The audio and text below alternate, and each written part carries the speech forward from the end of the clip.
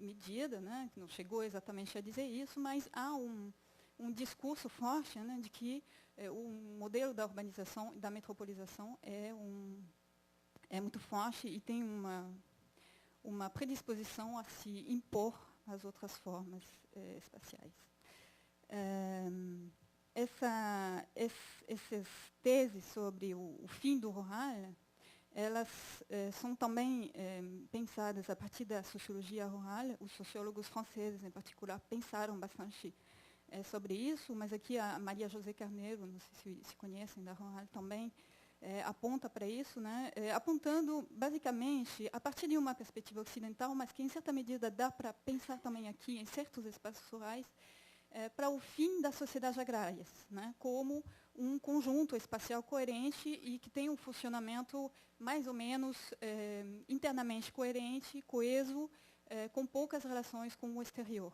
Então, isso levaria, em certa medida, ao fim da sociedade agrária e, combinado com a sociedade da informação, a era da mobilidade, que permite as relações, né, os fluxos entre espaços, a circulação da informação, das ideias, das ideologias, etc. Isso tudo levaria a um fim da especificidade das sociedades rurais, que são a base para se pensar o espaço rural, né? Se pode pensar um espaço rural se não tem sociedade rural? Então, é em torno disso que queria trazer o debate hoje, justamente. É uma questão que me faço também. Eu não consigo concordar com isso, e vou tentar trazer elementos de reflexão sobre isso. Então, a solução dos sociólogos, que é quase aceita, quase se tornou hegemônica dentro da sociologia, que então não tem um espaço rural, mas tem ruralidades, né, formas de se pensar o rural e de se viver como se o rural percebido, né, o que é designado socialmente como sendo o rural, sabendo que não há um espaço normativo, naturalizado, que seria o espaço rural, e sim formas de se pensar um espaço como sendo rural, ou formas de atuar, né, remetendo a ideias do que seria o rural. Não sei se fica claro. E, a partir disso, dentro da geografia, tem alguns autores, inclusive que eu gosto bastante na França, que se dizem da geografia social, que é um pouco diferente aqui, e que olham, tem uma abordagem da geografia humana a partir da sociedade. Quer dizer, não há espaço substantializado e normatizado, né? O que faz o espaço é a sociedade.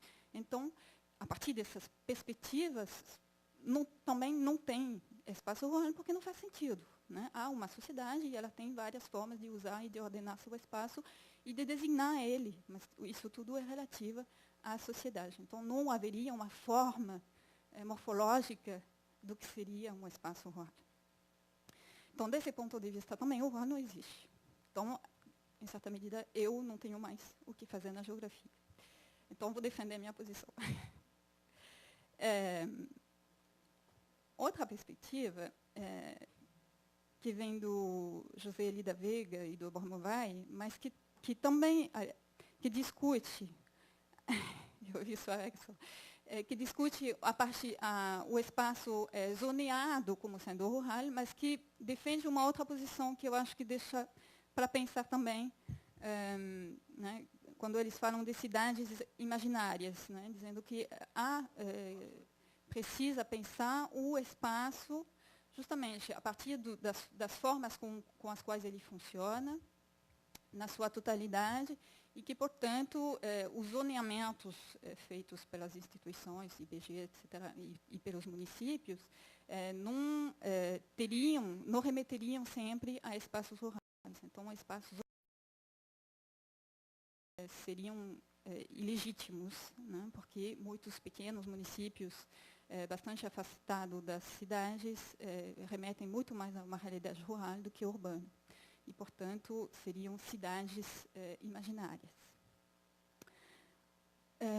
Bom, aqueles que ainda se consideram como fazendo parte das ciências sociais e humanas rurais adotam uma perspectiva um pouco tangente, né, de que, na verdade, há recomposições do espaço rural e que, então, portanto, ele vai adotar várias figuras, várias características e várias trajetórias, né, que vão diferenciar os espaços rurais uns dos outros e que eles acabam incorporando certos elementos da urbanidade ou do urbano, mas que isso não significa necessariamente que eles se tornem urbanos.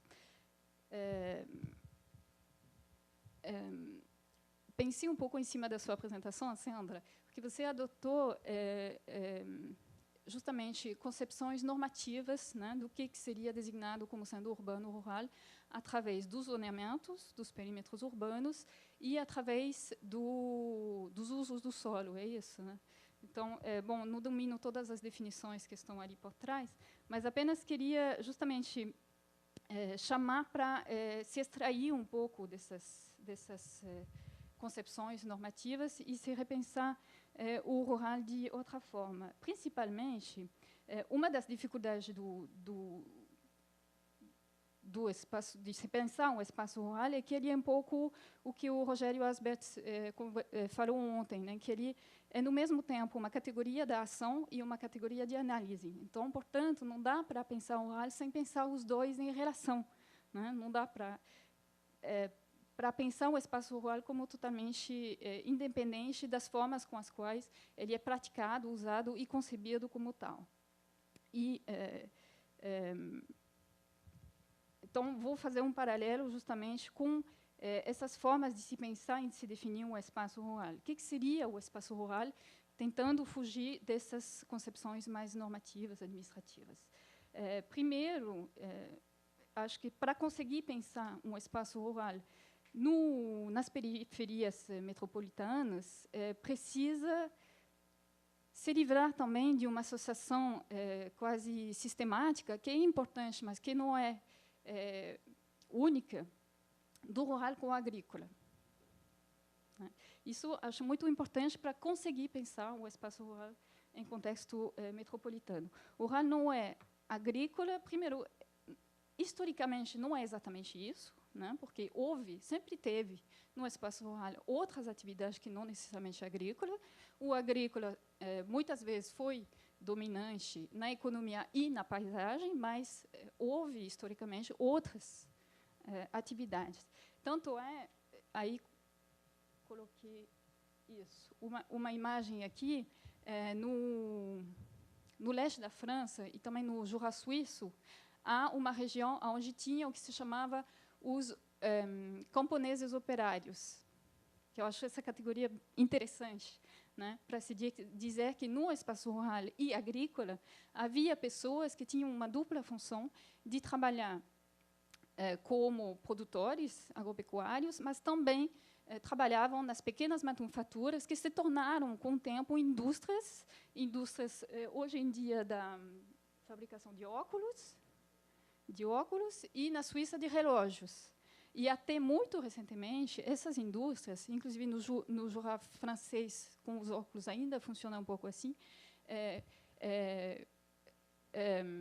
as pessoas conseguiam conciliar as duas atividades. Então, isso acho que é historicamente interessante, né? E isso se desdobrou hoje em dia em espaços rurais industriais, nos quais a atividade predominante economicamente é a atividade industrial.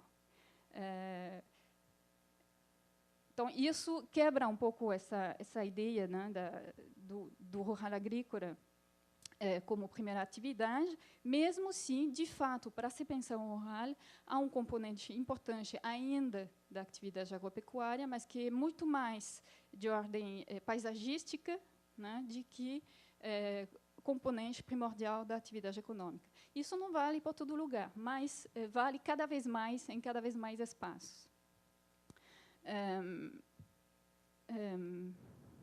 Outro elemento para quebrar um pouco essa concepção da agricultura, a agricultura nas cidades, né?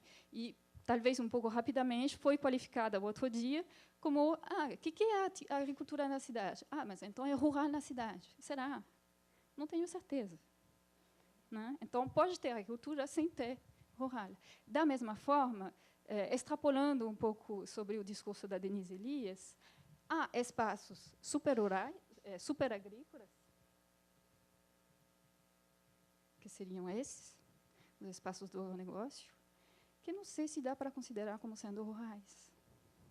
Então, espaços marcados economicamente e na paisagem, principalmente pela atividade agrícola, não são totalmente rurais. Pelo menos há uma dúvida e há de se pensar, né? Porque as pessoas que praticam essas atividades são predominantemente urbanas, moram na cidade, têm padrões de vida, de formas de funcionar, que também remetem muito mais à cidade do que ao campo. Então, isso também quebra um pouco essa relação um pouco evidente entre a agricultura e o rural. Outras coisas que eu gostaria de quebrar um pouco sobre o rural é de pensar o rural como um anti-urbano, que é um pouco uma visão um pouco clássica, né, da divisão entre urbano e rural, como sendo o lugar do artesanal, o lugar, bom, claro, do agrícola, do pré-moderno, né, o que se desdobra hoje num pensamento um pouco único de que o melhor futuro para o rural é se urbanizar, o rural como lugar do seguro, da segurança, né? Enquanto há escritos, por exemplo, anglo-saxões, há um artigo que eu gosto muito do título, que é The Dark Side of the Rural Idyll, né? O lado preto, o lado negro, negro, do idílio rural, né? Para se dizer que no rural também há tráfico de drogas, também há insegurança, também há armas, também há esses processos todos, né? E o rural como sendo o lugar um pouco conservador das relações sociais clientelistas, etc. Isso também acho que vale a pena quebrar, porque temos contra-exemplos famosos, né? Vamos começar pelas lutas indígenas no México, né, que são muito fortes e que carregam um modelo de sociedade bem diferente e que se baseiam, se ancoram bastante numa cultura rural também. Então, isso são as coisas que eu queria desconstruir um pouco para conseguir pensar de outra forma o âmbito metropolitano. Não sei como que estou no... 15. Tá. Faltam 15, então. Bom, a partir disso, como que se pensar, então... não vou mostrar o resto, porque não é tão...